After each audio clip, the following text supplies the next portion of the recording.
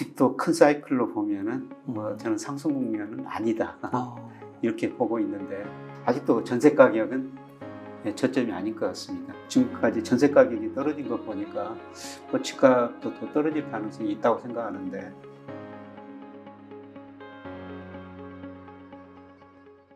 만약에 저희가 하반기 때부터 경기가 조금 좋아질 수 있다고 말씀하셨잖아요. 예. 무역 수지도 좀 플러스로 돌아설 수 있고, 예. 그럼 부동산 시장도 좀 훈풍이 돈다. 이렇게 좀 바라볼 수 있을까요? 사실 저는 그동안 부동산 가격 많이 떨어진다. 네.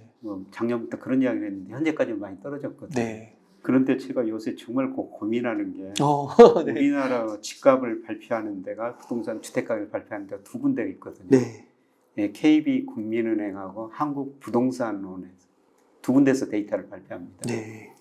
근데 제가 부동산 가격을 평가할 때 물가에 비해서 얼마나 올랐느냐, 그 다음에 PRR, 렌트에 비해서 집값이 얼마나 높느냐, 그 다음에 소득에 비해서 얼마나 높느냐.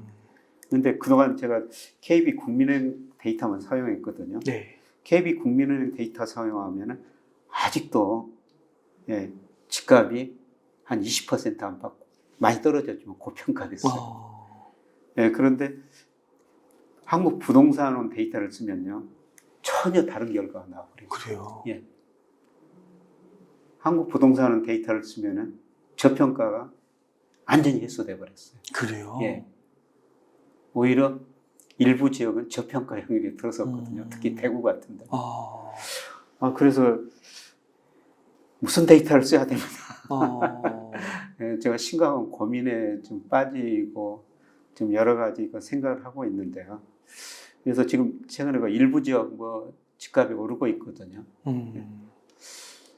그래서 제가 한국 부동산원 가지고 추세에서 밑으로 얼마나 이탈했는가 이걸 좀 평가해 보면요. 역사상 가장 밑으로 저평가됐어요. 추세에서. 그래요? 그래서 네. 이 데이터를 어떻게 사용해야 될 것인가 지금 고민하고 있는데요. 근데 아직도 큰 사이클로 보면은 저는 상승 국면은 아니다 이렇게 보고 있는데 지역별로 많이 차별화는 될 것 같습니다. 그가 많이 비싸게 느껴지기는 하는데요, 여전히. 그 체감적으로는. 근데 또 어제 발표된 거 보니까 미분양 수치도 줄고 있다고 하더라고요. 예. 미분양이 국토건설부에서 계속 월별로 발표하지 않습니까? 그런데 2월 달에 75,438채였었어요. 그런데 3월부터 좀 줄어들기 시작하고요. 4월 통계 보니까 71,365채. 네. 좀 줄어들었습니다.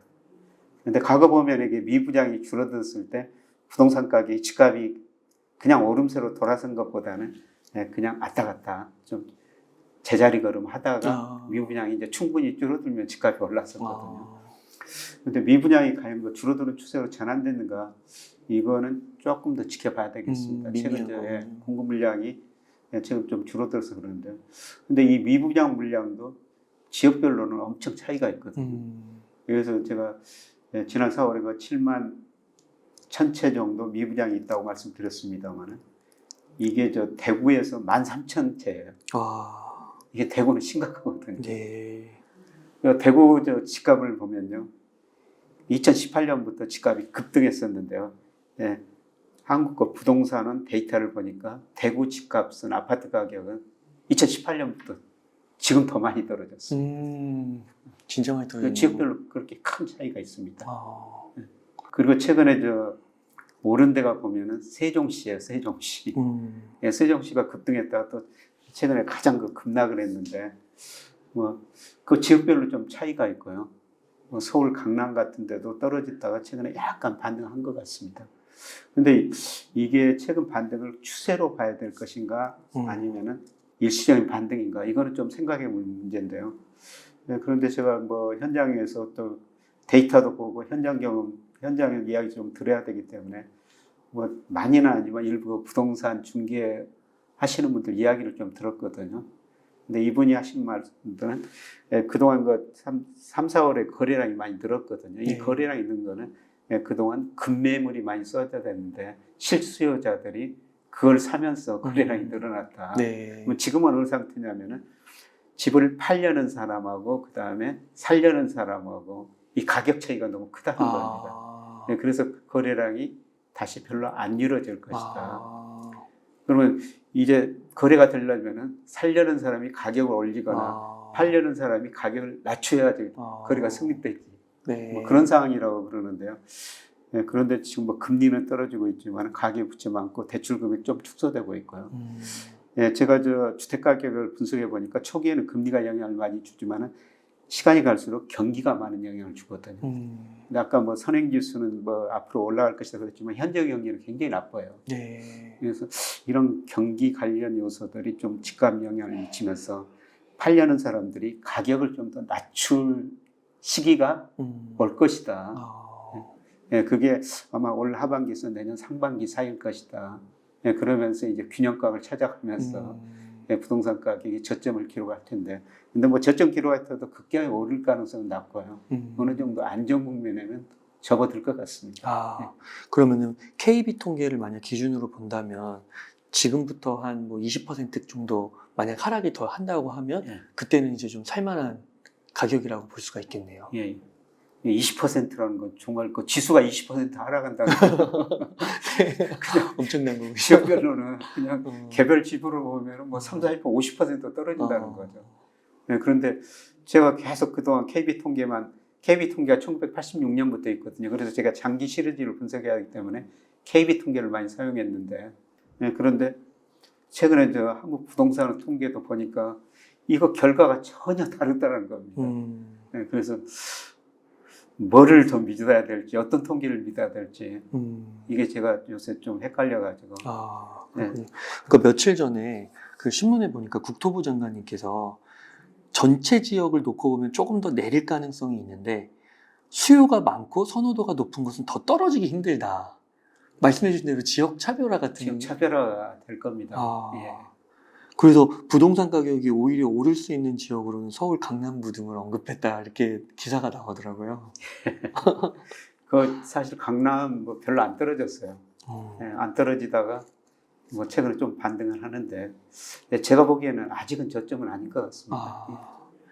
그리고 또 최근에 뉴스가 또 많이 나오는 게 또 이렇게 언급을 하셨는데 역전세, 강남 역전세 입주 물량 많아가지고 지금도 매물량이 많다고 그러더라고요. 늘고 있고. 그래서 이런 이슈가 있어서 이게 과연 국토부 장관님의 말씀대로 기사대로 오를 수 있는 지역일지 좀 의아하더라고요. 예. 지금 사실 역전세라는 거는 뭐 전국적인 현상이거든요. 네. 강남도 더 심화되고 있거든요. 네. 그래서 지금 강남이 저 아파트 가격에 비해서 전세 가격이 한 저 50% 약간 넘습니다. 너무 낮은 거 아니에요? 아니 그게 근데 뭐 극단적인 2008년 뭐 그때 이기 때는요, 예, 그게 그 40% 밑으로 떨어진 적도 있어요. 와, 그렇구나.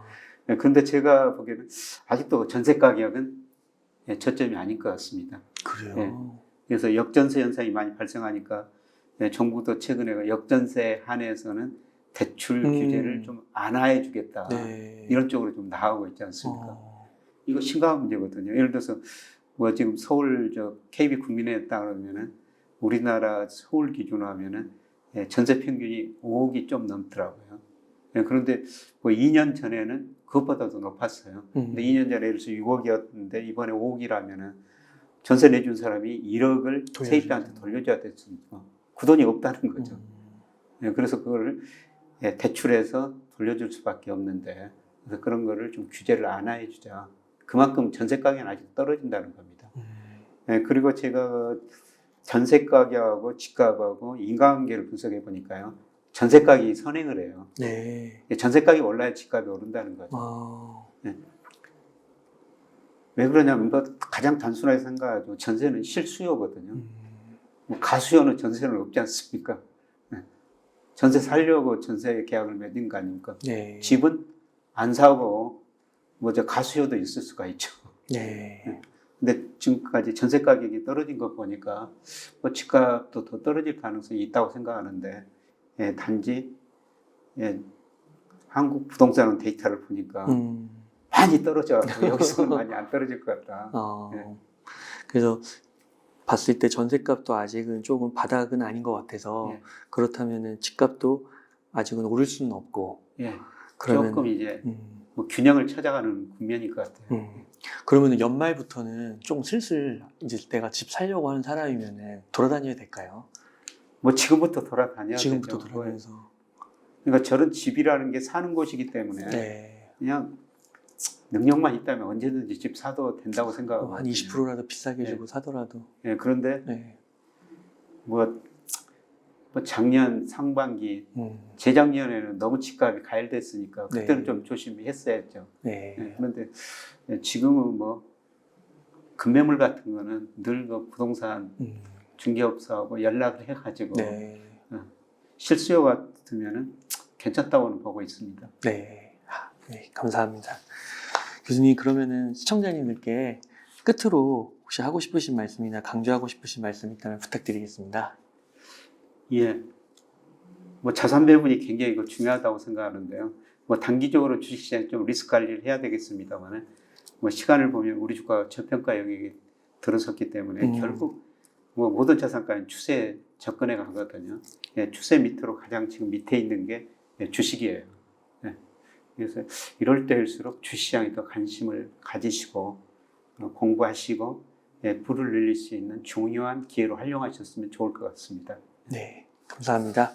이렇게 해서 김여경의 경제스쿨의 김효익 교수님을 모시고 이야기를 나눠봤습니다. 긴 시간 동안 유익한 사이트 많이 나눠주셔서 감사의 말씀드립니다. 오늘 고생 많으셨습니다. 네, 고맙습니다.